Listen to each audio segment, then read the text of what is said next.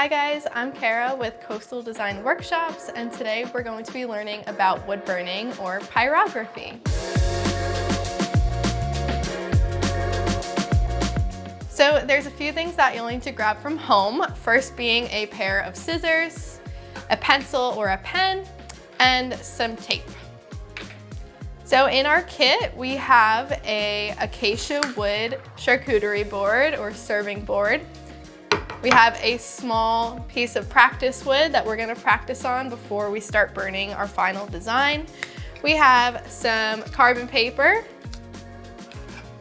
a heat protecting glove to keep our hands safe from the heat of the soldering iron. We have a bunch of printed out designs, which you are welcome to print out your own designs from home. But on here we have a bunch to choose from. So just keep in mind, if you do print out your own designs at home, you want to keep them black and white, and the simpler the better.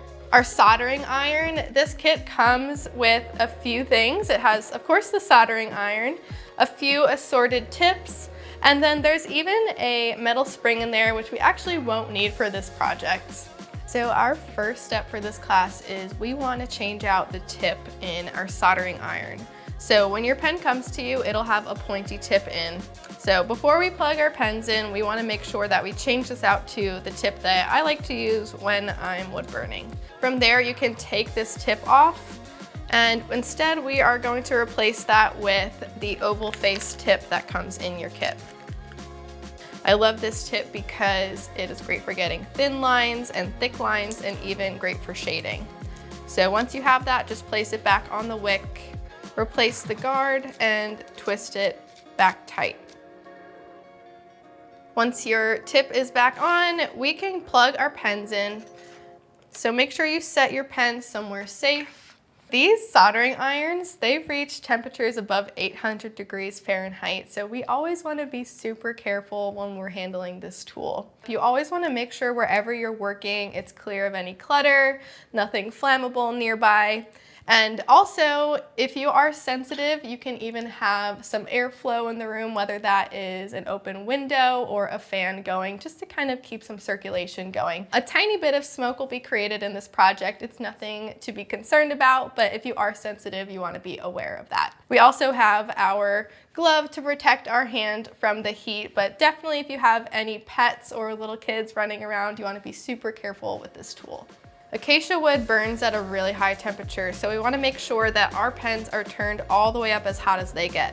On your pen, it will say 450 degrees Celsius, so just make sure you twist that dial clockwise all the way until it's at that setting. We are going to start off with a little bit of practice before we dive into our board. So find your round piece of wood. This is basswood. It's really soft. It's going to burn a whole lot easier than the acacia wood. It's a great place to start and just get familiar with how the soldering iron works. All right, so after about a minute or so, your pen should be hot enough to use. When we hold our pens, we want to be extra careful that we don't touch anywhere in this metal area. So our hands are going to grip on this rubber area. That is where we will always hold the pen. It might be tempting to grab it like a pencil or pen, so just be super cautious of that every time you pick up your pen or put it down. Our practice is mainly just going to be focused on understanding how the tool works. And if you've never used a tool like this before, you don't want to apply too much pressure when you're pushing down on your wood.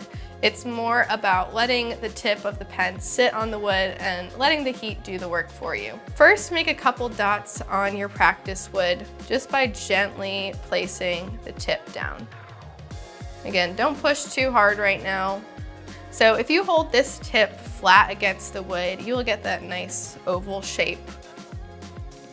When it comes to making lines, I want you to try to make a thick line first by placing the tip down and slowly dragging it towards you. Wood burning is all about patience, and you'll notice how slow I'm dragging this tip across the wood. If you move the pen too fast, it won't make much of a mark at all. So really, when you are wood burning, you want to focus on going nice and slow and finding that little groove so that your pen tip can just glide across the top of the wood. So right now I'm holding down the tip so that the flat face of that oval is always in contact with the wood. So I'm getting this nice thick line. If I want to get a thinner line, what I would do is turn this tip on its side and catch the edge of that tip so that I get a nice thinner line.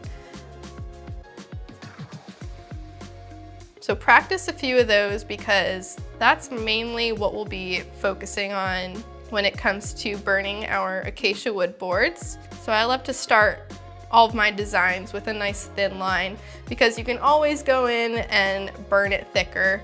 You obviously can't unburn the wood, so starting thinner is always a good place to go.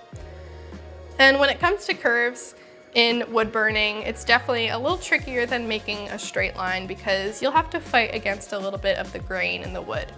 So go ahead and try your hand at it. Just remember one important thing that really helps me when I am wood burning is I always want to make sure that I'm dragging the tip of the pen towards me. So if I have to move my wood around so that I'm always dragging the tip towards me when I make a line or a curve, I find that really helpful in keeping my hands steady. So when you're ready, you can flip that piece over, and on this side of the wood, I want you to practice some shading, which shading is definitely a more advanced technique in pyrography, but it's good to get some practice in. So if you've ever taken any kind of art class, like Drawing 101, you might have heard of a shading technique called stippling. And what stippling is using a series of dots or marks to create an area of value. So in wood burning, I love using this technique to create some value in my artwork because it really adds a nice texture to the wood. And it's also different than just completely scorching an area to make it darker. So this technique is really fun to use with the sunflower design in your kit or any area that you want to add some value to. Another way to add some value to your artwork is hatching. So hatching is using a series of lines to create value in your work. So stacking some lines nice and closely together will create the illusion of shading. Again, it creates a nice texture that is different than just fully shading in an area. You can also try out some cross hatching by crisscrossing lines back and forth, kind of like a checkerboard. Another way to shade is to hover this tip kind of flat over the surface of your wood. And this shading technique works best with this tip in your kit because it has that nice flat face to it. So if you create small circular motions on your wood, you can create a nice smoky effect. And I love using this if I ever want to create an area that kind of fades from darker to lighter. So this definitely takes a little practice, so work on that. Once you are feeling good about your practice, we can set our pens down for just a second and we're gonna get to tracing. So keep your practice sheet nearby because I always like to have it on hand in case I want to test something out on here before I try it out on my final board. So next we are going to grab our acacia wood boards, our carbon paper, and our designs. So once you have your design picked out, whether you printed one at home or you're picking from this sheet, you can cut it out.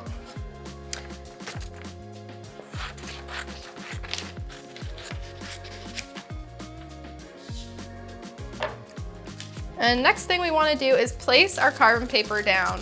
But it's very important to make sure that the shinier side of your carbon paper is face down on your wood. So the shiny side of this carbon paper is what contains all of the graphite that's going to help transfer our design onto our board. So once you have the shiny side face down, you can tape it down with a small piece of tape just so it doesn't move around while you're tracing.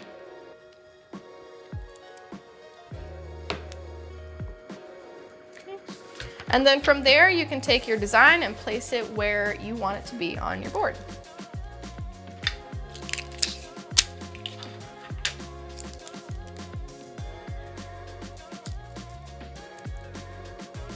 Okay, Okay, once you have it in place, then you can go ahead and trace the design.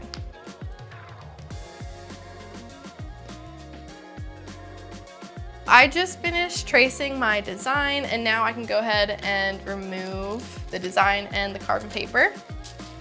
So it might be a little tricky to see, but from here I can see the design perfectly traced on there, and now I have a great outline to follow when it comes to burning my wood. Again, we want to start out with a thinner line rather than a thick line. So typically just start with the outline, and then we can go in and fill in some more of the detailed shadings that we want to get to. So keep in mind the things we learned, like always pulling your tip towards you. So find an area to start, use that thin edge of the tip, and start to drag some lines. And feel how this wood feels a little bit different than the practice wood we were using earlier.